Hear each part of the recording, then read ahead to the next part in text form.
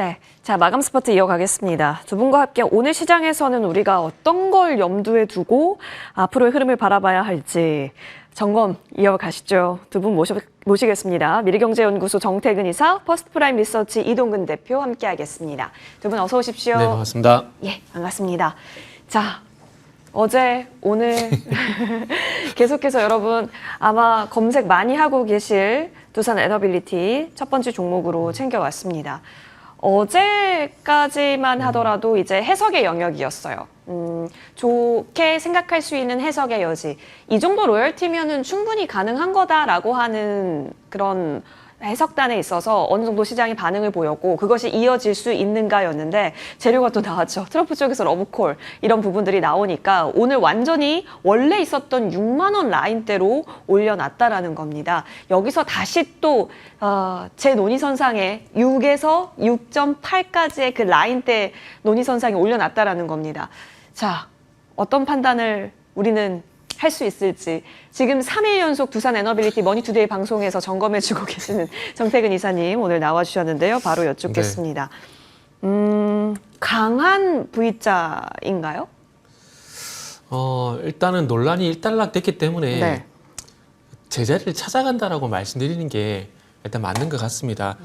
일단 어쨌든 모 언론의 단독 기사로 인해 가지고 이게 논란이 됐었고 그러면서 이런 것들이 원전의 어떤 투자 심리를 위축시켰고 하지만 이틀 지난 오전 이후부터 또 반대된 기사들이 또 쏟아지기 시작하면서 또 반대적 반등이 나왔거든요.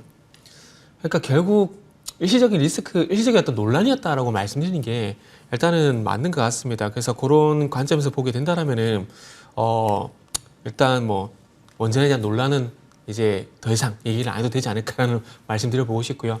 그리고 개인적으로 조금 이런 논란이 나왔을 때 좀 아쉬웠어요.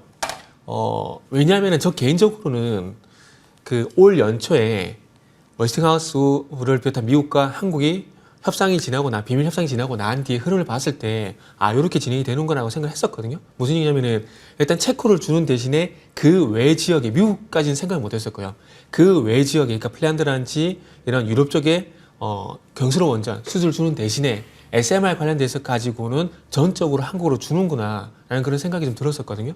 근데 이번에 나온 기사를 보게 되면 물론 1초라는 논란이 있었긴 하지만은 그럼에도 불구하고 제가 생각했던 범위에서 크게 벗어나지는 않은 내용들이더라고요. 그리고 1조 딱 이렇게 얘기하니까 이게 너무나 크고 이게 너무나 손해보는 듯한 느낌인데 뭐 체코를 한번 예를 들어보게 되면은 체코 같은 경우에 이제 2기잖아요. 2기잖아요. 그러면 1기 정도 보게 되면 이게 한 개에 13기 정도 된다, 13조 정도 된다는 네. 얘기잖아요.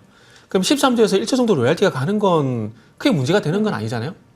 뭐 예를 들게 되면 뭐 딱 같은 영역은 아니지만 조선 같은 경우 아시겠지만 에린선을 만들 때 거기에 화물창 이거 같은 경우는 프랑스 GTT사에 수주 받는 금액의 또 5% 로얄티 주고 있는 상황이거든요. 제가 볼 땐 그거와 별반 다르다고 생각이 들지 않는데 급락이 나오길래 좀 사실 좀 당황스러웠어요. 당황스러운데 빠르게 회복이 돼서 정말 다행이라고 생각을 하고 있고요. 그리고 뭐 경수로 원전전 관련돼 가지고 뭐 유럽 쪽에 다른 지역을 주더라도 지금 미국 쪽 같은 경우 또 조인트 벤처 얘기 나오게 되면서 또 다른 소식들이 나왔었잖아요. 그 관점에서 보게 되면 300기 얘기가 나왔는데 뭐 300개 다 만들지 안 만들지 모르겠지만 뭐 일단 300기 얘기 행정명령 서명 얘기가 나왔으니까 한 기당 최소 10조 정도 돈이 들어가거든요. 최소 많게는 18조 정도 돈이 들어가요. 그러면 만약에 최저 금액인 10조 정도를 계산해 봤을 때 300기면 3천조입니다.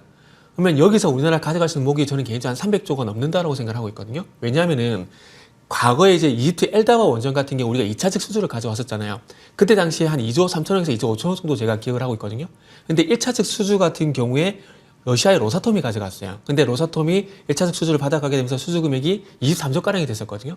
그러면 1차측 수주와 2차측 수주를 비교해 봤을 때 한 10% 정도의 2차측 수주 같은 경우는 가져오는 파이가 생긴다는 얘기거든요. 그럼 만약에 3천조잖아요. 그럼 300 정도도 가져오는 파이가 생기는 거니까 300 정도도 가져온다라면 해외 쪽에서 뭐 건설하는 10기 정도 못 하더라도 제가 볼 때는 이게 더 미국 쪽 이게 더 크다라고 좀 봐지는 부분도 있더라고요. 그래서 그런 관점에서 보게 된다라면은 일단은 뭐 논란은 진짜 말 그대로 논란이었다 보시는 게 맞는 것 같고 그리고 SMR 예. 우리나라는 아직 원천 기술이 없습니다. 정말 안타깝게도. 그래서 저도 개인적으로 상당히 많이 아쉬운데 지금 SMR 같은 경우도 설계 기업이 전부 이제 우리나라가 미국 기업들이잖아요. 뉴스케 파워, 뭐 테라파워 이런 기업들 얘기하고 있는데 어쨌든 시간이 많이 걸릴 거예요. 시간이 많이 걸릴 거기 때문에 일단 미국 쪽과 협의를 해나가면서 이제 두산 에너빌리티가 테라파워 같은 경우는 작년 12월 달에 아시겠지만은 이미 주기기, SMR 원전 주기기 공급 계약 소식이 있었고, 그리고 뉴스켈 파워 쪽 같은 경우도 이제 지금 12개 정도 모듈을 제작하고 있는 상황들이기 때문에 일단은 뭐 그런 것들까지 다 무시가 되는 게 맞나? 라는 그런 생각이 좀 들더라고요. 그래서 어쨌든 중요한 건 뉴스켈 파워가 연내에 미국의 빅테크가 됐던 아니면은 유틸리티가 됐던 기술 공급 계약 소식이 나오게 되면서 두산 에너빌리티가 주기기를 공급하는 얘기가 좀 빨리 나와줘야 아마 지금의 논란이 더 빨리 해소가 되게 되고 또 두산 에너빌리티 기준을 봤을 때는 7만 원 돌파가 이루어지지 않을까 좀 생각할 수 있을 것 같습니다. 다시 말씀드리지만은 우리나라 같은 경우에는 일단은 원자력 연료 안전해석 설계 코드라든지 그리고 원자력 냉각제 펌프 이런 것들 같은 경우는 아직 원천 기술이 없어요. 그래서 그런 것들을 감안해 보게 된다면 아직까지는 웨스팅하우스 쪽으로 의존을 할 수밖에 없다는 점은 좀 우리가 좀 상기를 해야 되지 않을까라는 말씀 드려야 될 것 같네요. 그러나 일단은 관망 의견을 들었는데 관망이라고 하더라도 매수에 가까운 관망 의견이다라고 좀 생각을 해주셨으면 좋겠습니다. 알겠습니다. 매수에 가까운 관망 의견. 네네. 지금 오늘 하루 중에 뉴스 비중이 원전주에 진짜 많이 쏘여 있었습니다. 해석 뉴스, 입장 뉴스 등등등, 뭐 미국발 뉴스. 근데 지금 2시 47분쯤에 한전 KPS에서 그 공시가 나왔네요. 한국 수력 원자력과 4,850억 원 규모의 공급 계약. 계약 내용 보니까 루마니아 쪽인 것 같습니다. 한전 KPS가 약간 분봉상에 튀다가 지금 또 자리를 어디로 갈지 왔다 갔다 하고 있는 구간이긴 한데요. 이쪽에 있어서는 그러면 네네. 반영을 어떻게 시킬까요? 이게 원전을 건설하고 난 다음에 원전을 운영을 해야 되잖아요. 예. 운영을 하게 되고 정비를 해야 되잖아요. 그 사업권을 따온 거라고 보시면 될 것 같습니다. 그렇기 때문에 요거는 신규와는 좀 무관한 운영 쪽에 가동을 네. 할 당시에 연관성이 있는 거라고 보시면 될 것 같아요. 그렇기 때문에 주가 반응이 생각보다 크게 나오지 않고 있다라고 보시면 될 것 같습니다. 예, 잠시 공시가 있어서 같이 점검 도와드렸고요. 다시 두산 에너빌리티 넘어가서 보시죠. 6을 계속해서 올려놓는다라는 것에 있어서의 의미를 찾는다는 거, 여기에 의미 부여해도 괜찮다고 보시는지요, 이동훈 대표님? 일단 추세가 좀 훼손이 된 건 맞죠. 뭐 그건 어쩔 수 없는 거예요. 뭐가 됐든 간에 추세가 훼손이 된 건 기술적으로 봤을 때는 추세는 훼손이 됐고, 다만 이게 빠르게 좀 회복을 하고 있고요. 그래서 이제 중요한 관건은 다시 이제 지금 최근에 뭐 조에너빌리티 차트를 보시면 거의 한 달 정도는 6만 5천 원을 사이에 두고 네. 횡보의 국면이었어요. 이제 그 영역으로 다시 권역으로 진입을 해야 된다는 얘기고, 오늘 바로 이제 그 밑에까지 왔는데 그게 이제 관건입니다. 그래서 이제 결국은 그런 부분들이 어느 정도 확보가 되기 전까지는 저는 여전히 변동성 확대 국면이라고 생각을 해요. 그러니까 오늘 뭐 이제 어제 아래 꼬리를 달고 낙폭을 줄였고 오늘 이제 반등이 나고 있는데, 일단은 저는 조금 더 관망을 해야 된다고 봐요. 저도 이제 같은 입장인데, 지금은 일단 관망의 자리예요. 여기서 지금 뭐 아직까지는 적극적인 어떤 액션을 취하기보다는 지금 관망의 자리고, 그래서 이제 향후에 어떤 주가의 흐름들을 좀 보면서 우리가 판단할 필요가 있다. 가장 중요한 부분은 역시 말씀드린 대로 다시 이제 추세의 회복이에요. 그런 부분들이 회복되기 전까지는 좀 저는 관망의 그런 어떤 자리가 지금은 그런 상황이다, 이렇게 좀 말씀드릴 수가 있을 것 같습니다. 네, 그렇죠. 그러면 그 6만 5천 원 라인대까지는 뭐 가는지, 그럼 거기서 또 돌파력이 나오는지 계속해서 앞으로의 관건들이 많기 때문에 지금 구간에서는 좀 지켜보면서 흐름이 필요하다. 좋은 타이밍으로서 해석할 수 있는 여지가 있다면 매수에 가까운 관망 의견 또한 있었으니까요. 지금은 두 분 모두 다 바라보고 하루하루 체크해 가겠다라는 자세로 이 종목을 바라보고 계시는 것 같네요. 정리하겠습니다. 자, 여기서 다른 큰 종목으로 넘어가 보죠. 바로 반도체입니다. 삼성전자고, 사실 오늘 좀 이 이슈에 파급력이 있을까 싶었는데 사실 단독 뉴스였습니다. HBM4 관련해서 샘플 합격, 그래서 샘플 합격하면 이제 양산 준비하나, 이런 기대감 자극 뉴스. 근데 늘 그렇지만 단독이고요. 늘 그렇지만 이것이 어떻게 된 건지 아직도 잘 모르겠다라는 겁니다. 정태근 이사님. 네.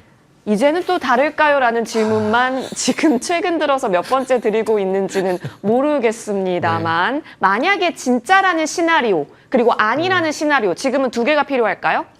아니요, 일단은 된다는 시나리오를 보는 게 저는 맞다라고 네네. 말씀드리고 싶네요. 그리고 오늘 또 반성을 하게 되는데, 어제 삼성전자 그냥 21선 지지 반응이 매수 타이밍 맞다라고 말씀드렸을 때 그냥 매수라고 말씀드릴 거라는 후회가 또 밀려옵니다. 어제는 두산 에너비티 반성을 하고 오늘은 삼성전자 또 반성을 하게 되는데, 뭐 어쨌든 얘기를 좀 이어가 보자면은, 지금 아시겠지만 HBM4 같은 경우에 거기에 기초가 되는 디램이 아시다시피 6세 디램, 1C 디램입니다. 그런데 올 연초에 어떤 뉴스가 있었냐면은, 이 일시 디램에 대해서 수율이 안 나오다 보니까 이 일시 디램의 양산을 작년 12월 달에서 올해 6월 달로 연기한다는 소식이 좀 있었거든요. 그러면서 이제 뭐 디램의 어떤 수율의 얘기가 계속해서 나왔었고, 그리고 이제 전영현 부회장이 전면에 나서게 되면서 아랫단에 있는 황상준 디램 개발 실장이 성과를 저는 개인적으로 내고 있다라고 생각을 하고 있습니다. 결국 일시 디램의 수율이 올라왔기 때문에 제가 같은 HM4였던 이것도 그러니까 양품이 아니고요. 샘플입니다. 샘플은 아직도 하이닉스가 통과를 못한 상황이에요. 그래서 지금 현재 하이닉스도 그렇고 삼성도 그렇고 지금 샘플을 공급하고 양쪽 다 지금 이제 콜테스트를 받고 있는 상황이라고 보시면 될 것 같은데 최근에 일시 디램의 수율이 많이 올랐다라는 그런 점을 감안해 보게 되면은 단독 기사긴 하지만 그럼에도 불구하고 신빙성이 있다는 좀 봐진 상황들이고요. 그리고 이 비밀 유지 계약이 애플도 그렇고 미국적 기업들 같은 경우 상당히 이렇게 보편화되어 있거든요. 그렇기 때문에 이게 맞다 아니다라고 삼성전자 같은 경우도 얘기를 못 해줄 겁니다. 과거에도 이런 공급 소식이 있게 되면은 삼성전자가 확인해 줄 수 없다는 얘기를 계속 해왔었거든요. 그래서 그런 점 감안해 보게 되면은 아마 이런 비밀 유지 조항 때문에 얘기를 못하는 건 상황이라 생각이 들고 일단 가능성 측면에서는 최근에 1BD램 같은 경우도 설계를 다시 들어갔어요. 다시 들어갔었고, 1CD램 같은 경우도 수율이 올라왔다는 점을 감안해 보게 된다라면은 제가 봤을 때는 가능성이 좀 있다라고 좀 생각을 하고 있는 상황입니다. 그렇기 때문에 HBM의 어떤 생태계 변화가 발생이 됐다는 점이 제가 봤을 때는 오늘 하이스를 3.9%가량 하락시킨 요인이지 않나라고 말씀드릴 수 있을 것 같아요. 왜냐하면 그동안은 엔비디아 향, 고성능 AI 칩 같은 경우는 누가 보다도 하이닉스가 독점해 왔었거든요. 예. 이 독점이 깨졌다는 게 제가 봤을 때 하이닉스의 가장 큰 현재 악재라고 좀 봐집니다. 절대적인 수익성은 괜찮겠죠. 하지만 독점, 그러니까 한미 반도체가 지금 실적이 좋음에도 불구하고 주가가 좋지 않은 게 같은 연유라고 좀 보시면 될 것 같고요. 그래서 삼성전자 같은 경우 어쨌든 HBM 부분에서 그리고 이런 성과를 봤을 때 2분기 실적이 바닥일 가능성이 상당히 높다는 건 판단할 수 있을 것 같고요. 그리고 또 지분 매입에 대한 얘기가 있던데 사실 삼성전자는요, 지금 외국인 지분율이 50%가 넘어가기 때문에 외국인 회사라고 보더라도 이상하지 않을 정도입니다. 그런 상황에서 트럼프를 포함한 미국 정부가 지분을 좀 가져간다고 하더라도 제가 봤을 땐 크게 뭐 이상할 달리 바뀔 부분은 없다라고 생각이 들어요. 우리는 철저하게 트럼프가 좋다 나쁘다가 아니라 누군가 주식을 산다 안 산다 그 관점에서 보게 된다면은 미국 정부에서 뭐 소위 말하는 자산운용사가 주식을 매입을 하는 것처럼 주식을 산다라는 거잖아요. 그러면 사게 되면 유통수지가 줄어들게 되는 것들이고 그런 상황을 감안해 보게 되면 주가에 이거는 긍정적으로 일단 해석을 하는 게 저는 맞다라고 말씀드리고 싶네요. 언론에서 국까지 바라보면서 네. 막 자극시키잖아요. 그럼 진짜 만약에 가능해진다면 가능한 시나리오예요? 그 앞자리 9라는 게?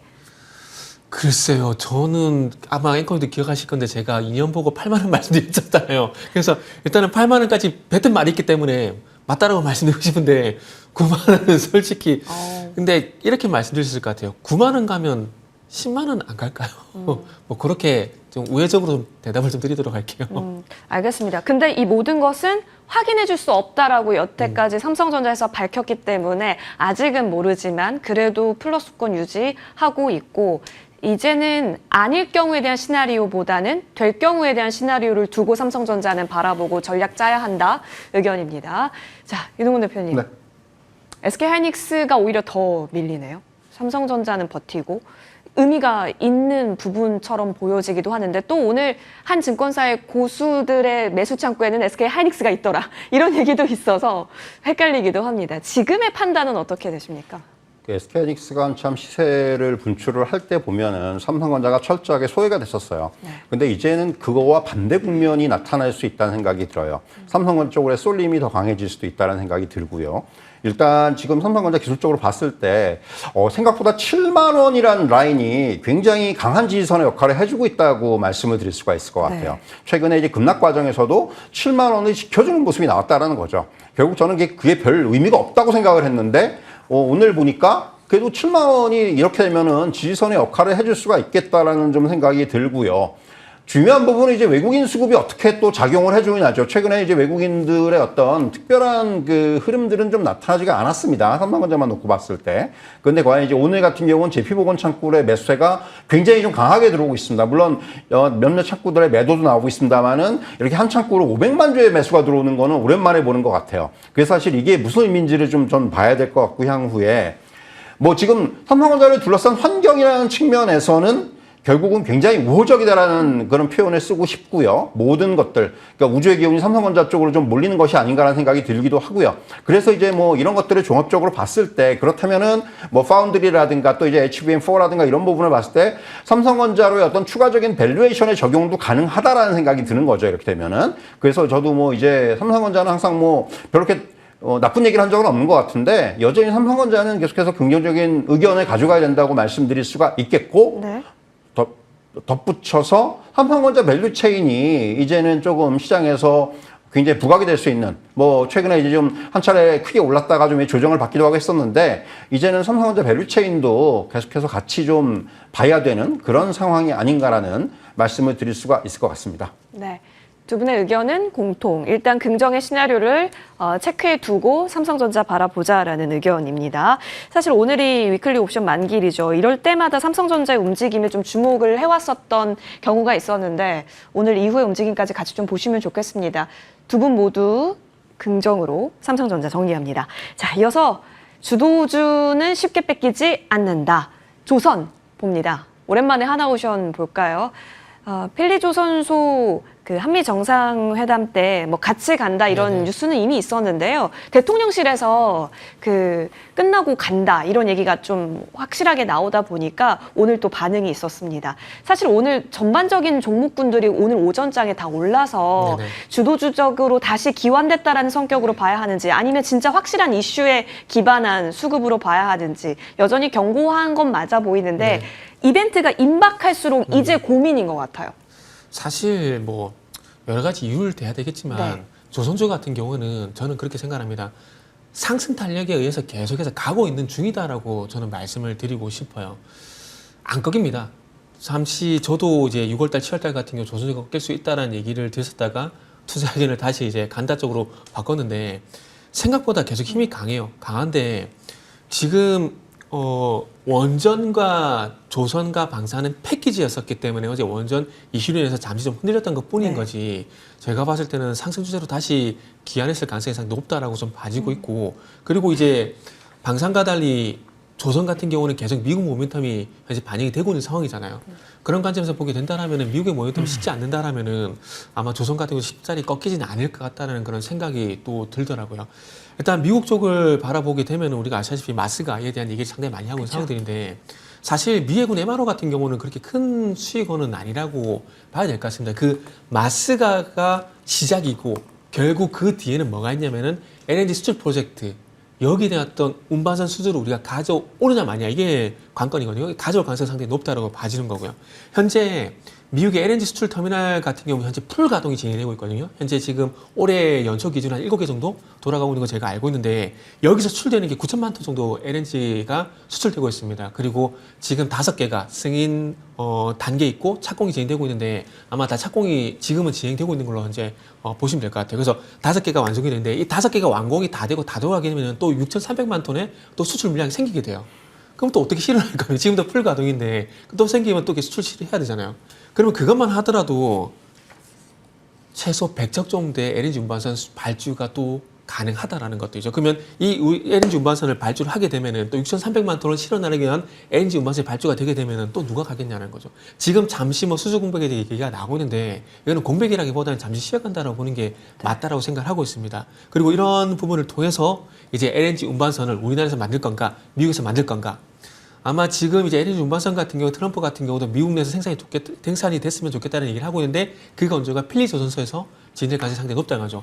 미국 조선소 최초로 LNG 운반선을 필리 조선소에서 만들 가능성이 높다는 겁니다. 그러면 필리 조선소를 누가 가지고 있죠? 한호선이 가지고 있잖아요.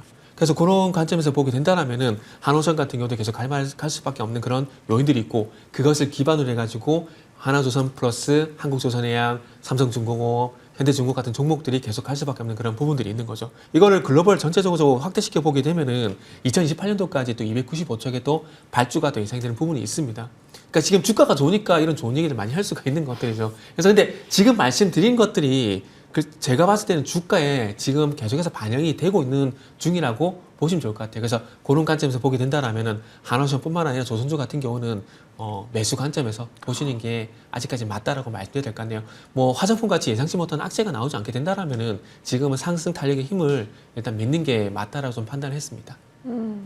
기다리고 자 하는 이벤트 상관없이 지금은 더 올해를 바라보면서 네네. 흐름을 보시는 거네요. 네. 네. 사실 이전에도 말씀했지만은 하반기 같은 경우는 금리가 이슈가 되게 되면서 조방원이란지 좀 쉬게 되면서 사실 반도체, 물론 반도체가 안 가는 건 아니지만은 반도체 플랫폼 바이오가 좀 미끄러질 줄 알았어요. 근데 지금 생각했던 그런 흐름들이 안 나오고 있고 조선이라든지 이런 것들이 계속 힘을 내주고 있는 상황이다 보니까 일단은 믿고 일단 더 지켜봐야 된다는 그런 생각이 좀 들더라고요. 네. 주가도 고가권에서 계속해서 머무르려는 힘을 오늘 또 다시 보여줬기 때문에 자, 지금 자리를 어떻게 해석할까요? 8월 1일에 만들었었던 고점이 12만 500원입니다. 대체거래소까지 포함해서요. 지금 11만 1,400원 자리 지나고 계속 이벤트 대기 구간이기도 하고 말씀해 주셨던 좋은 이유들을 다 알고 있는 상황에서 주가는 10만 원 위 계속해서 유지를 해준다라는 점이 의미 있는 포인트 같기도 합니다. 강하다, 강하게 지켜주고 있다로 지금은 기술적으로도 인식 가능한가요? 기술적으로 조금 애매하긴 해요. 왜냐하면은 일단 어제 뭐 21선이 붕괴가 됐다 오늘 네. 바로 돌리긴 했는데 이렇게 되면 또 약간 그 단기 변동성은 나올 수가 있어요. 그래서 저는 이제 매수에 가까운 관망입니다. 엄밀히 얘기하면은. 예. 무슨 얘기냐면 좀 싸게 사자는 얘기죠. 그러니까 이게 이제 저는 뭐 10만 원대 정도에서는 충분히 살 기회가 오지 않겠는가라는 생각이 들고요.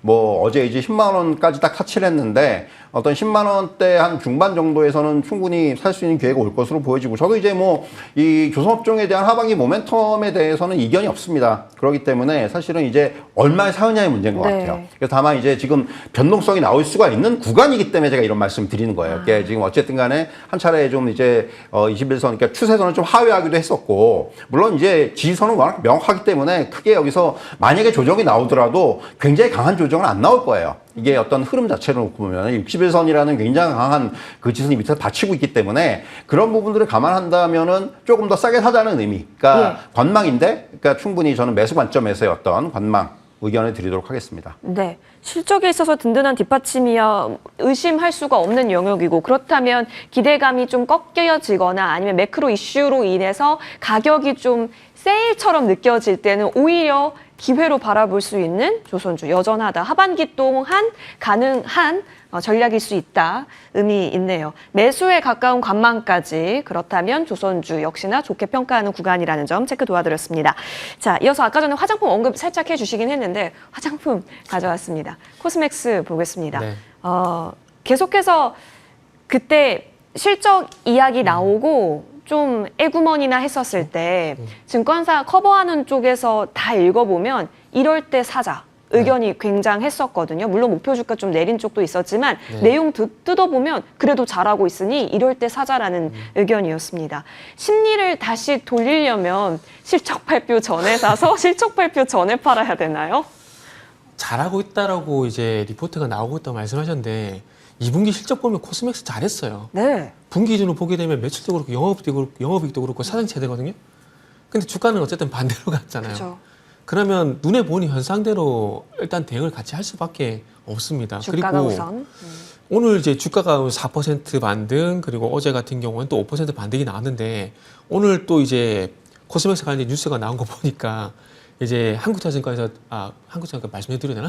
한국투자증권에서 주가 조정에 따른 밸류에이션 매력 분석 얘기가 나왔거든요. 네. 이게 무슨 얘기냐면은 비일수 반등이라는 얘기입니다. 제가 볼 땐 그거 이상 그거 아니라고 봐요.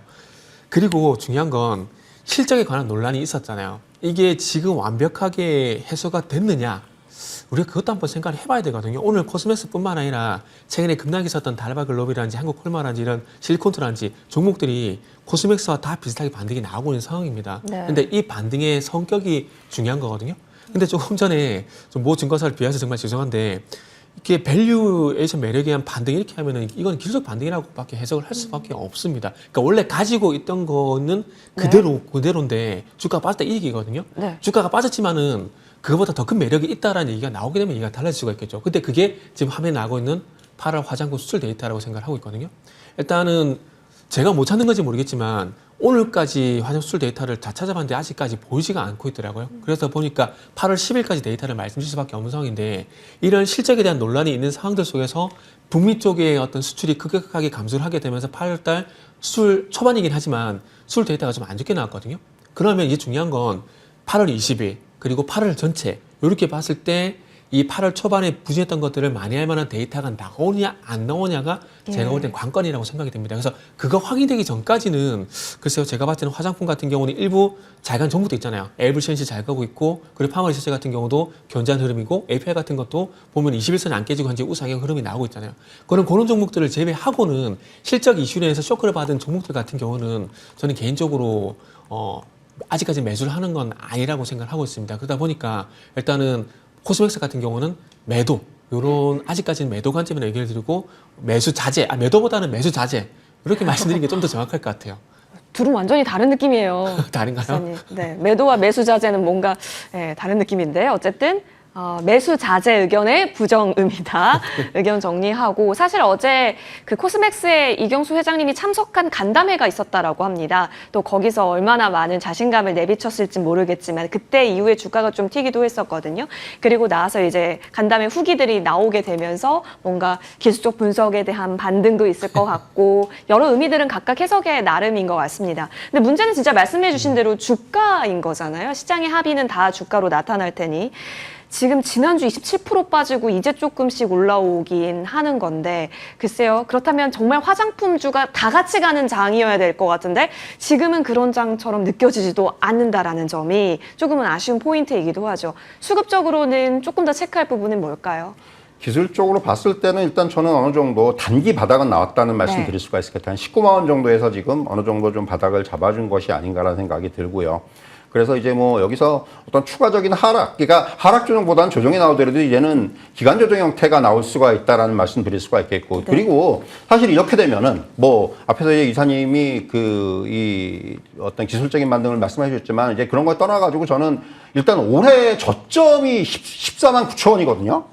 그러면은 이제 18만 원까지, 19만 원까지 왔단 말이에요. 그럼 올해 그렇게 따지면 오른 게 없는 거예요. 이 코스메스 같은 경우는 사실은 엄밀히 얘기했을 때 물론 28만 원까지 올랐다가 이제 거의 거기서 50%의 조정이 나왔기 때문에 이 정도면은 사실 기술적으로 봤을 때는 접근을 하는 게 맞아요. 기술적으로 봤을 때는 이 반등을 노리고 접근을 하는 게 맞다고 생각을 하고요.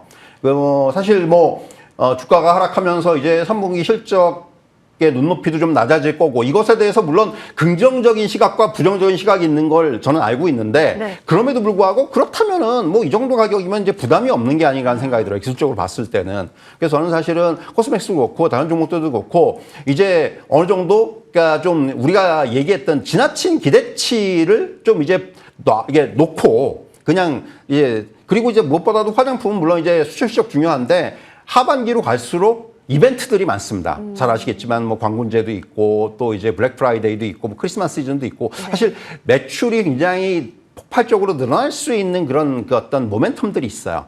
그러니까 저는 그런 것까지 지금 어느 정도 생각을 해야 한다고 말씀드릴 수가 있을 것 같고 뭐 그렇다면은 지금 정도면은 코스맥스만 놓고 봤을 때 앞에서 말씀드린 대로 이 정도면 뭐 충분히 접근이 가능한 가격이 아닌가.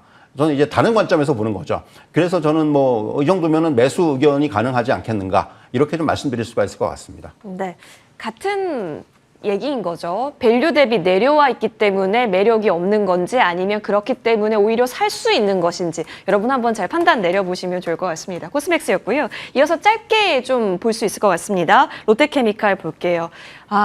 생존 방안 마련한다고 해서 일단 수급이 좀 모이는데 도움은 됐는데 정태근 이사님, 이게 근본적으로 가능할 수 있을까요? 사실 투자를 하루 이틀 한다의 개념으로 롯데케미칼을 바라보지는 않을 거 아니에요? 네, 그렇죠. 사실 철강하고 화학 섹터는 뭐 몇 년 전부터 뭐 보게 되면은 매력도가 상당히 많이 떨어지는 업종이라 볼 수밖에 없을 것 같아요. 그리고 지금 이제 구조조정 진행하겠지만은 이 구조조정이 뭐 아무 이제 의미가 없다는 말이 아니라 그러니까 업황의 어떤 구조적인 문제가 과연 해결되느냐 이 부분을 봐야 되거든요. 자, 일단 첫 번째는 탈탄소입니다. 지금 미국이 어쨌든 LNG 수출하고 이런 얘기를 하더라도 글로벌 전반적으로 탈탄소로 가고 있는 건 무시할 수 없거든요. 그러면 이 탈탄소에 가장 타격을 받는 업종이 어딜까요? 철강, 화학, 재련 이쪽입니다. 그러니까 이런 것만 보더라도 화학업종이 갈 수 없는 그런 상황인 거죠. 그리고 과거 이제 우리 대표님도 아시겠지만 2007년도에 대중국 관련주 해가지고 철강, 기계, 화학 이게 많이 있었잖아요. 그때 당시에는 중국이 굴뚝산업, 그러니까 소위 말하는 굴뚝산업을 육성을 하게 되면서 철강, 화학이 갈 수밖에 없는 그런 분위기였거든요.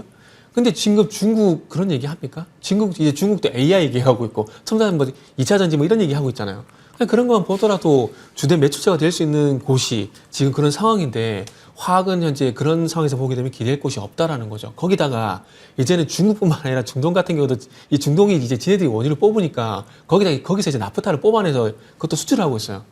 그러니까 이런 것들 자체가 지금 현재 녹록지 않은 상황들이라는 거죠. 그래서 이런 원초적인 문제가 해결되지 않은 상황에서 화학 섹터를 바라봤을 때 좋게 말씀드릴 수 있는 부분이 부족하다는 거죠. 그렇기 때문에 LG화학이 2차 전지를 활성화시키는 것처럼 뭐 화학 섹터 같은 신성장 동력을 찾지 않게 된다라면은 글쎄요. 긍정적인 의견을 드리기는 좀 쉽지 않다라고 말씀드려야 될 것 같아요. 알겠습니다.